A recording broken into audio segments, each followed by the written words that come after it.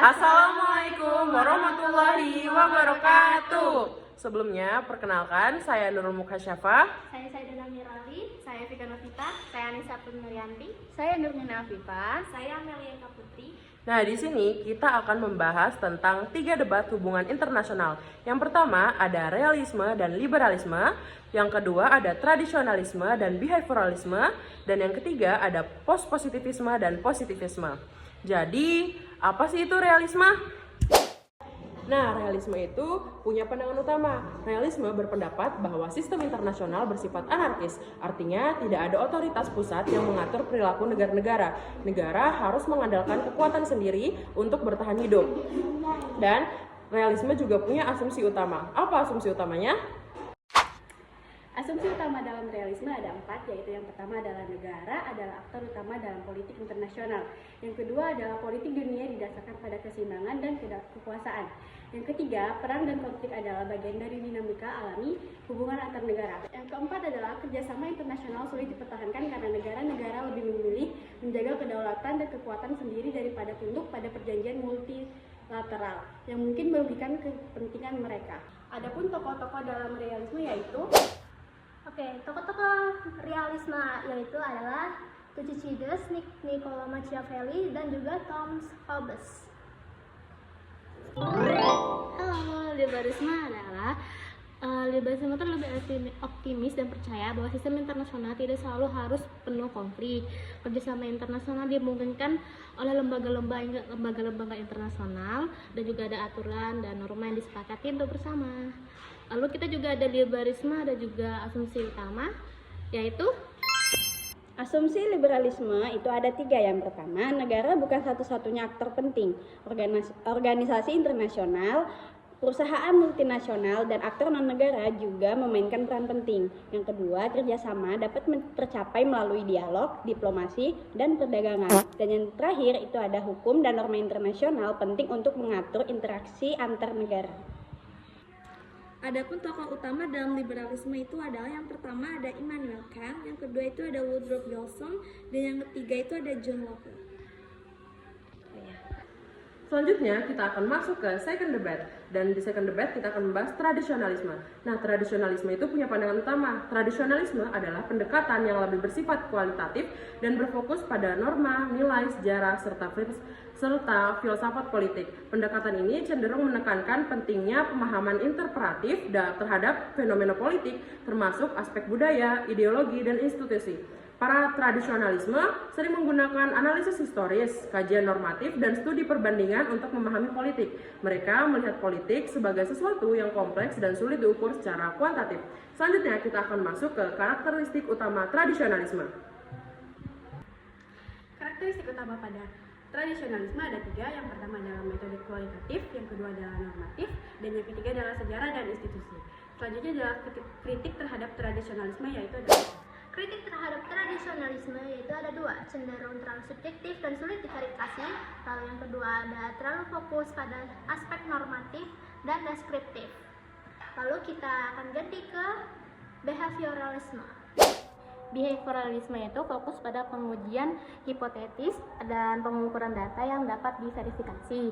Mereka percaya bahwa politik dapat dipelajari dengan cara yang mirip dengan ilmu alam.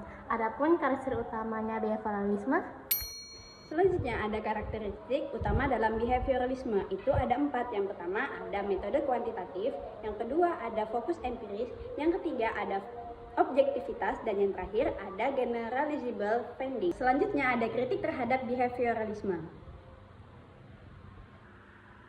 Kritik terhadap behavioralisme. Behavioralisme sering dianggap terlalu reduksionis karena cenderung menyederhanakan fenomena politik yang kompleks menjadi angka dan data, mengabaikan aspek normatif dan filosofis sehingga kehilangan pemahaman yang lebih dalam tentang nilai-nilai dan konteks historis politik. Dan yang terakhir cenderung mengabaikan budaya, ideologi, dan konteks sosial politik yang mungkin. Selanjutnya kita masuk ke debat yang ketiga dalam hubungan internasional. Ada positivisme. Pandangan utamanya adalah positivisme adalah pendekatan epistemologi yang percaya bahwa pengetahuan ilmiah hanya dapat diperoleh melalui observasi dan pengamatan indrawi. Ia sangat berfokus pada metode ilmiah yang objektif, terstruktur, dan empiris. Terus ilmu pengetahuan dianggap bebas nilai dan harus didasarkan pada pengamatan langsung yang dapat diuji dan diverifikasi. Dengan kata lain, pengetahuan diperoleh melalui pengamatan, eksperimen, dan verifikasi yang sistematis dan berulang. Realitas dianggap objektif dan ada di luar pikiran manusia-manusia. Tugas ilmu pengetahuan adalah mengungkap hukum-hukum universal yang mengatur realitas ini. Fakta dan nilai dipisahkan dengan tegas. Adapun asumsi utama dalam positivisme yaitu Asumsi utama dalam positivisme ada 3. Yang pertama adalah objektivitas, yang kedua adalah verifikasi dan falsifikasi, yang ketiga adalah induksi. Selanjutnya ada kritik terhadap positivisme yaitu Kritik terhadap positivisme yaitu ada terlalu reduksionis, ia mengabaikan aspek-aspek realitas yang mungkin tidak dapat diukur atau diobservasi secara langsung, lalu memperlakukan pengetahuan sebagai sesuatu yang absolut dan final sehingga sulit menangani ketidakpastian atau konteks sosial dari pengetahuan. Pada pandangan positivisme itu, ilmu pengetahuan juga diakui sebagai proses posisional dan stabil. Positivisme menerima bahwa pengamatan ilmiah sering dipengaruhi oleh bias dan prasangka, sehingga pengujian teori harus menyadari kemungkinan adanya kesalahan. Adapun asumsi utama pada positivisme yaitu Asumsi utama pospositivisme itu ada 4. Yang pertama ada realitas tersusun secara kompleks, yang kedua ada falsifikasi, yang ketiga ada subjektivitas yang terkendali, dan yang terakhir ada penggunaan metode ganda. Selanjutnya ada kritik terhadap pospositivisme. Kritik terhadap postpositivisme. Bagi beberapa kritikus, postpositivisme mungkin masih terlalu dekat dengan positivisme dalam keyakinannya pada realitas objektif dan metode ilmiah. Meskipun dengan pendekatan yang lebih fleksibel, tidak sepenuhnya radikal postpositivisme dianggap tidak jauh dalam memutuskan dengan paradigma positivisme, terutama dibandingkan dengan pendekatan postmodernisme atau konstruktivisme yang lebih ekstrim. Diskusi ini masih relevan dalam berbagai disiplin ilmu, terutama dalam ilmu sosial, karena menyentuh aspek fundamental tentang bagaimana kita bisa mengetahui dan memahami dunia di sekitar kita. Nah, itu tadi pembahasan kita tentang 3 debat dalam hubungan internasional. Kami, mahasiswa hubungan internasional Angkatan 24 Universitas Muhammadiyah Kalimantan Timur, mengucapkan sekian dari kami. Wassalamualaikum warahmatullahi wabarakatuh.